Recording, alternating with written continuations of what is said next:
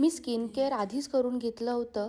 त्यासाठी मी कोसारेक्सचं स्नेल म्युसिन वापरलं आणि निव्हिया सॉफ्टचं मॉइश्चरायझर वापरलं.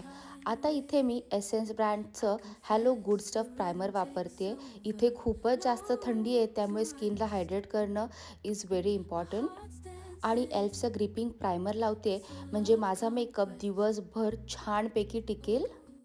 प्रोडक्ट लावल्यानंतर आपल्याला 2 ते 4 मिनिट वेट करायचं आहे, जेणेकरून त्याची ग्रीप ॲक्टिवेट होईल आणि ते वर लावलेले प्रोडक्ट खूप चांगल्या प्रकारे होल्ड करेल. आता मी जिथे जिथे पिगमेंटेशन आहे तिथे मेबेलिन एज रिवाइंडचं कन्सिलर वापरते आणि ही शेड आहे कॅरेमेल. आणि हे प्रोडक्ट मी बोटानेच ब्लेंड करून घेणार आहे. आता इथे मी खूप कमी प्रोडक्ट वापरते, जेणेकरून क्रीजिंग कमी होईल. मला हा मेकअप कमीत कमी 8 ते 10 तास टिकवायचा आहे, तर बघू टिकतोय का नाही. फाउंडेशनसाठी मी मेबेलिन फिट मीचं 332 आणि LA गर्लचं मीडियम शेड मिक्स करून लावते आहे, जेणेकरून माझ्या स्किनवर मॉइश्चर पण राहील आणि मेकअप जास्त काळ टिकेल. आणि ब्युटी ब्लेंडरनेच ब्लेंड करते, म्हणजे फिनिशिंग पण खूप नॅचरल येईल आणि प्रोडक्ट चांगल्या प्रकारे पुश करता येतं स्किनमध्ये. तशी तर माझी स्किन ऑइली आहे, पण इथे मेकअप करताना मी फोकस करते की माझ्या स्किनमध्ये हायड्रेशन राहील.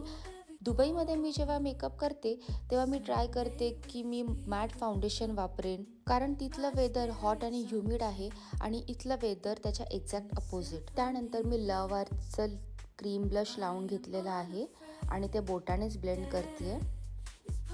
मग मी मेबेलिन फिट मीचं कन्सिलर वापरलं आहे आणि शेड आहे हनी. हे माझ्या स्किन टोनपेक्षा एखाद टोनने लाईट कन्सिलर आहे आणि खूप चांगल्या प्रकारे स्किन ब्रायटन पण करतं.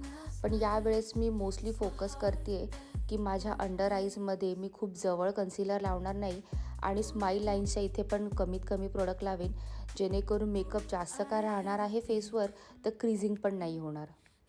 आणि फेस लूज पावडरने सेट न करता मी मॅकच्या कॉम्पॅक्टने सेट करते आहे. आणि प्रोडक्ट अप्लाय करण्यासाठी ब्रश न वापरता असा हा ट्रायंग्युलर पफ वापरते, जेणेकरून प्रोडक्ट चांगलं प्रेस पण करता येतं स्किनमध्ये आणि मेकअप लॉक पण होतो.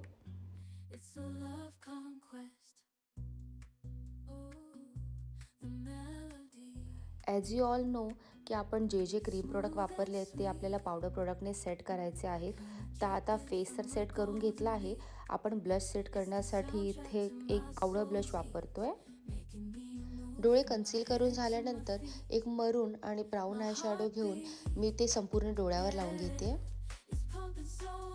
आणि ब्लॅक आयलायनरने आयलाईन करून घेऊया. थंडीमध्ये मेकअप करायचा सर्वात मोठा इश्यू म्हणजे स्किन खूप ड्राय झालेली असते आणि त्यावर जर आपण विदाऊट प्रॉपर मॉइश्चराईज करता मेकअप केला तर तो मेकअप तर फुटणारच आहे. त्यामुळे मी सांगितलेल्या गोष्टी तुम्ही लक्षात ठेवा आणि प्रॉपर मॉइश्चराईज करा स्किन. स्किन हायड्रेटेड असेल तर तुमचा मेकअप पण दीर्घकाळ टिकेल आणि दिसायला पण खूप सुंदर दिसेल.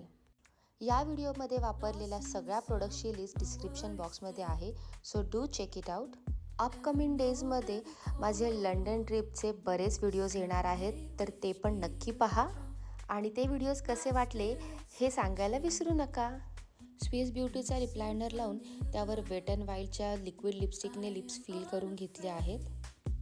मेकअप रेव्होल्यूशनच्या फिक्सिंग स्प्रेने मेकअप फिक्स करून घेऊया and this is the finish look.